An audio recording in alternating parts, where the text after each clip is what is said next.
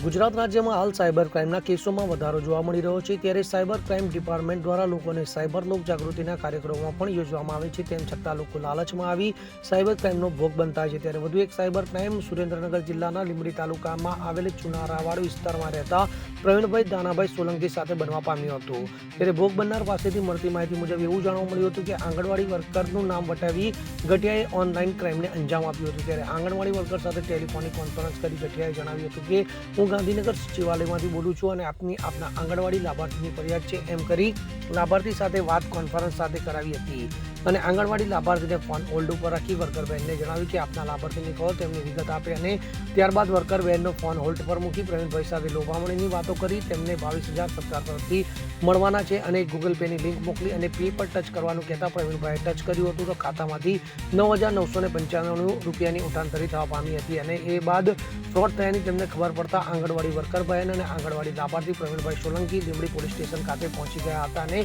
લેખિત રજૂઆત કરી હતી અને ઓનલાઈન સાયબર નંબર 1930 ઉપર પણ જાણ કરી હતી। બ્યુરો રિપોર્ટ, પાકો ગુજરાત।